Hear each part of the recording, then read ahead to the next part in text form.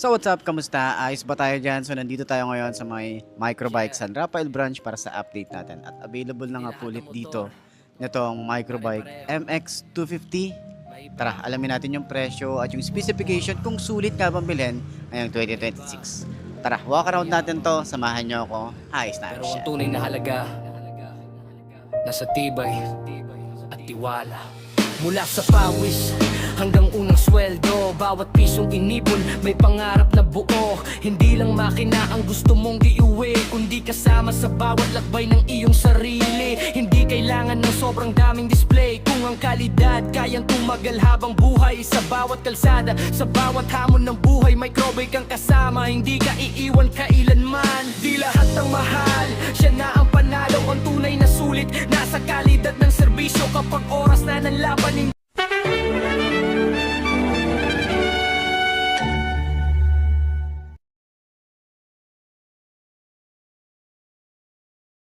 So ayun na nga mga best na available na nga po dito. Meron sila ritong 4 na unit ng Microbike MX250.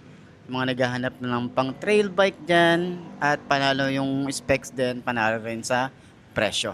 Tara, alamin natin. Walk around natin to. Ano ba ang meron dito sa motorcycle na to? Let's go. So ayun na nga. Available dito kung napapansin nyo. Yung iba is may kulay blue rito.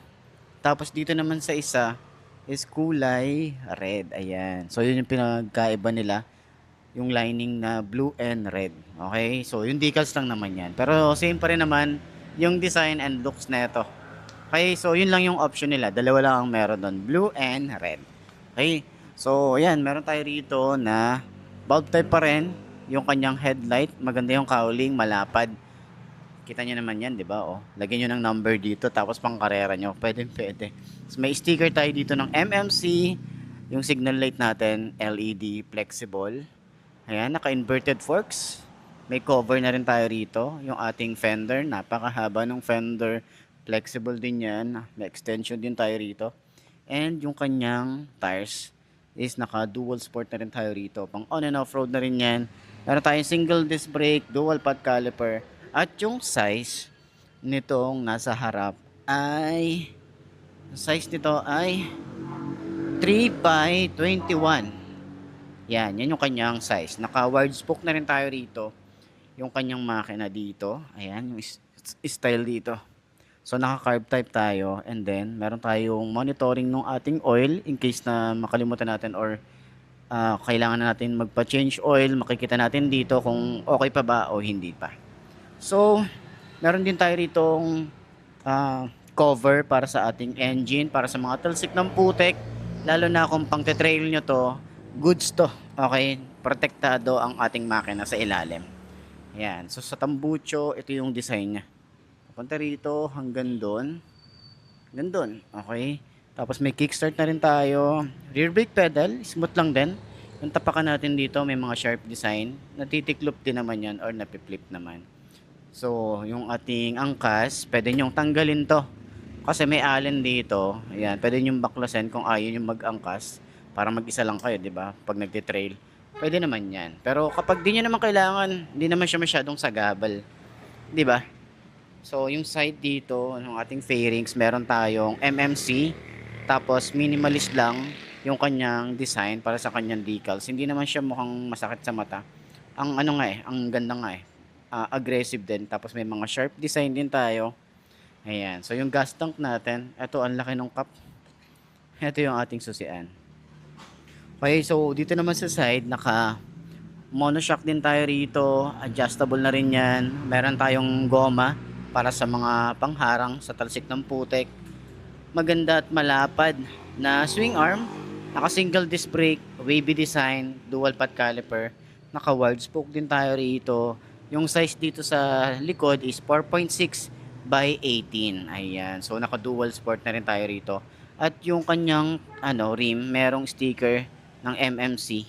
Ayan, merong Microbike MX250 na sticker dito. So, ganun din dun sa harap.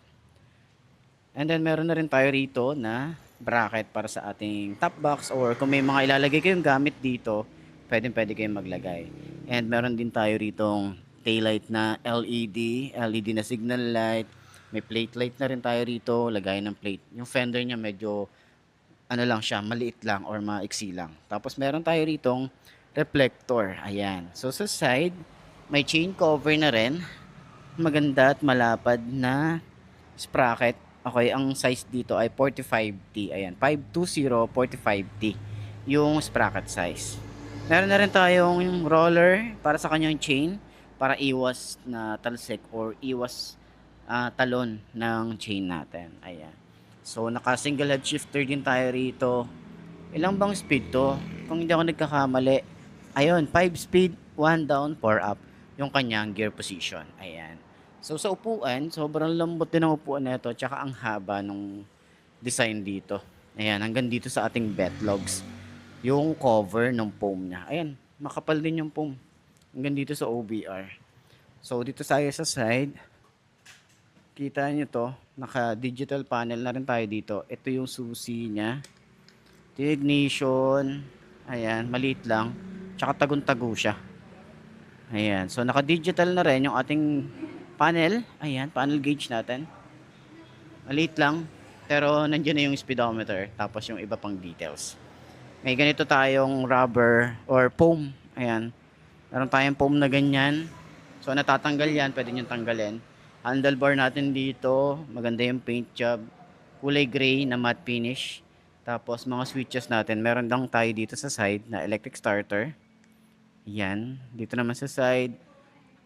Kill switch, high and low, off. Ayan.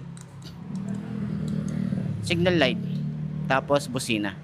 Yung grip natin dito makapit din. Throttle. Yan, medyo malalim ng konti. Ayan. Tapos yung ating lever, ayan, meron tayong adjust dito. Pwede nyo i-adjust. Tapos, smooth naman. Yung clutch natin, smooth lang din.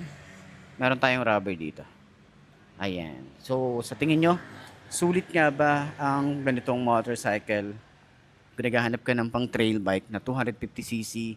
Yan, panalo yung presyo nito. Alamin natin, no, kung abot ba ng 5 to na kagaya ko, ang motor na to, gusto nyo bumili ng ganito, ayan, bike pit natin. Let's go. So, ayun na mga best, no? Available nga po dito ng MX250 ng microbike. Okay, so may apat silang unit na ganito. Sa harap natin, kulay blue.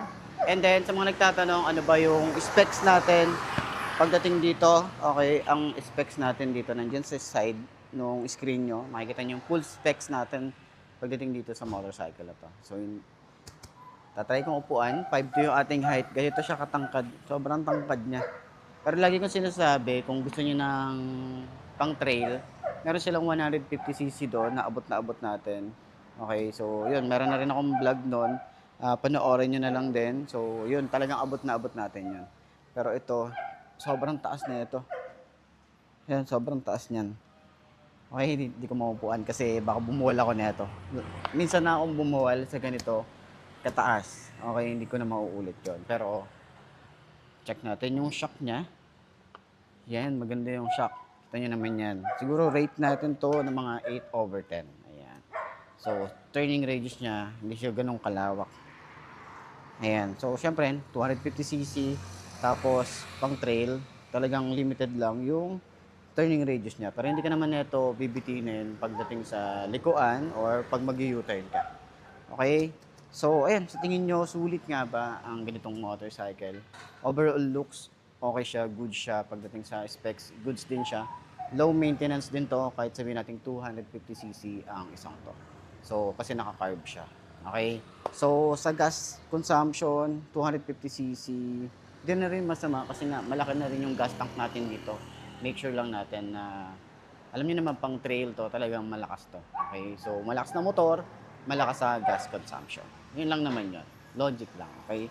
So, ayun, sana nakatulong tong video na to sa lahat ng mga naghahanap ng update para dito sa may Microbike MX250. So, ayun, para sa inyo to, sana nakatulong. Nice.